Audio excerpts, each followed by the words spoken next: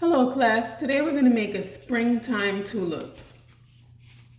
Our tulip will have one color at the top. I chose red, and then I chose two types of greens to put at the bottom. I also used a little bit of black. I used blue for my sky, and it looks like just 2 or 3 different types of greens.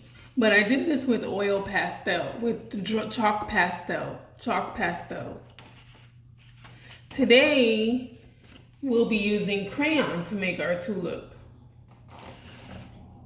If you want to, you can pull up a stock photo of a tulip if that will help you. I have this one here pulled up from the internet.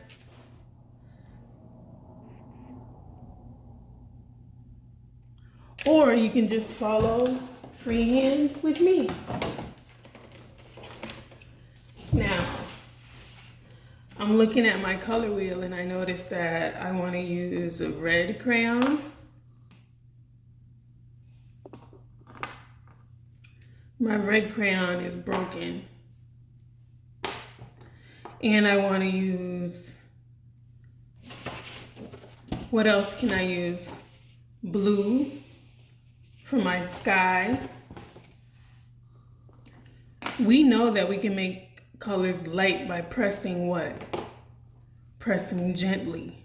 I'm going to get my sky to be a light blue. I'm going to use green.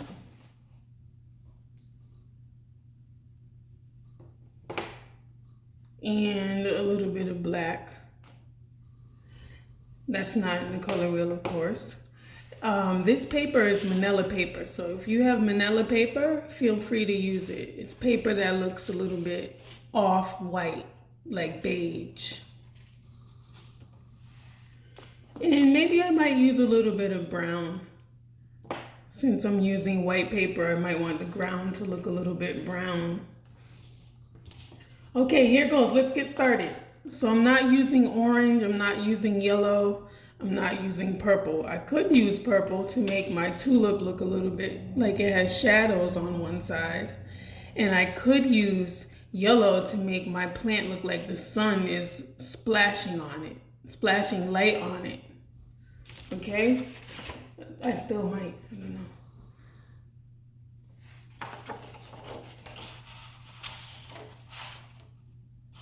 Well, I'll put this to the side. Let's just draw freehand. Now, let's spend the next 2 minutes drawing our flower. This is where you begin.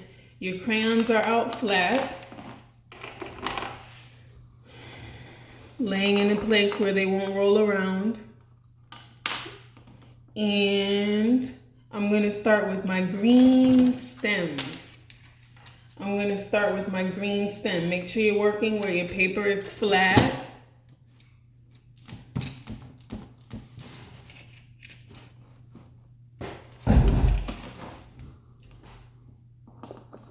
Green stem. I'm not starting at the very bottom of the paper. I'm starting further up. Maybe 2 inches from the bottom. I think I have to take my bracelets off for this.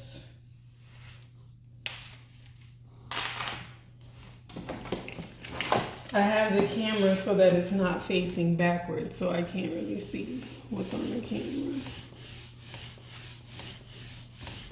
I'm getting my stem so that it looks thick enough and it's not too skinny, like a tulip stem. Then I'm making it shadowy, darker on one side so that it looks rounded, and one side lighter. It's okay to make this picture impressionistic. Impressionistic is when your work looks a little bit blurry because you're trying to capture the light that's hitting it in the moment. Look at me, I'm making a curved shape here to add my leaf. I might just have one leaf like the one in the picture, and I'm doing it a little bit wavy on the inside, a little bit wavy on the inside, a little bit wavy on the inside, and darker on one side too. And then I'm gonna put a slice in the middle because this leaf is gonna look like a leaf that has two sections. I'm just gonna leave it like that a little bit. I like the way that the shadows look dark on this side and look very light on this side, just like I did my stem. Whew. Okay, so now, usually I would add black in now, but I'm not. I'm not gonna add black here yet.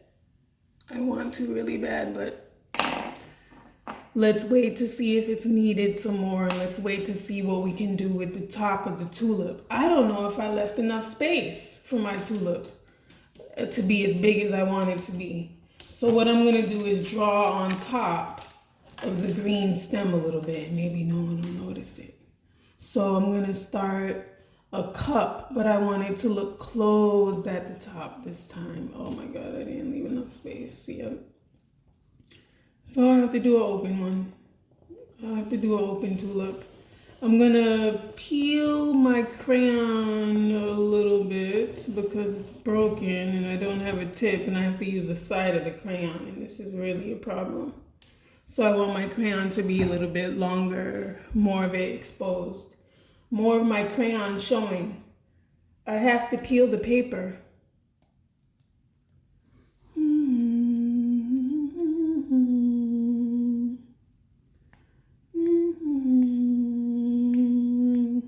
My crayons are still nice and flat so that they're not rolling around. One hand holds the paper still so the paper isn't moving around.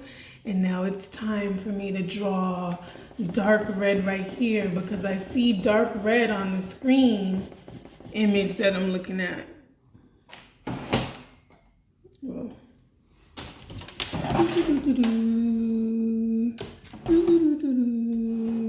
Right there in the corner of the screen, you can see it.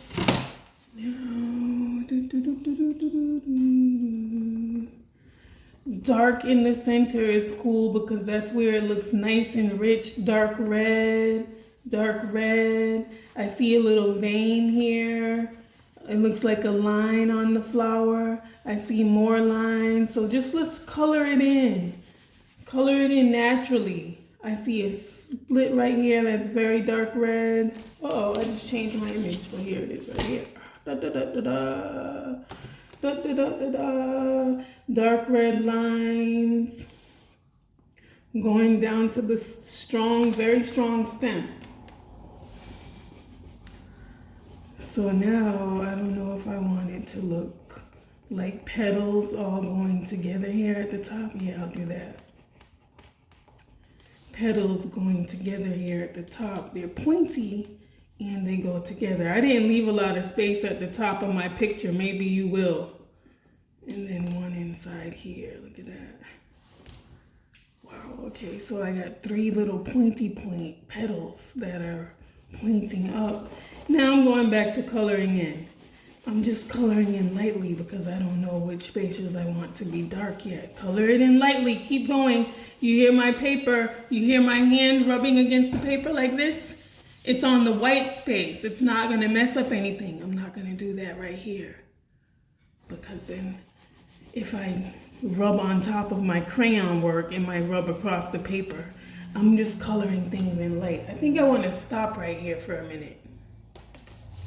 Impressionism sometimes doesn't look complete. I wish I would have drew my flower down here more, but I didn't want to go on top of the stem because it's not as easy with crayons as it was with oil pastel. See that?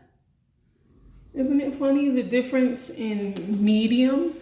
That was oil pastel, this is crayon. So now I think I want to put another leaf behind my work. So you can continue, just continue your flower. Continue making your flower. This is just here, another leaf like this. Wrapping around the side somewhere. And when you're finished, you can put your name at the baseline. When you're finished drawing your flower, we're not done all the way yet. We're gonna make the sky and the ground. Please make your horizon line. You can do it with blue if you want, or green. Color your sky nice and light. Light blue softly. Light blue softly. And then color in your ground. You don't have to color in the whole sky. You can leave some of it blasted with sunlight that appears daylight white. And for your ground, you can just mix your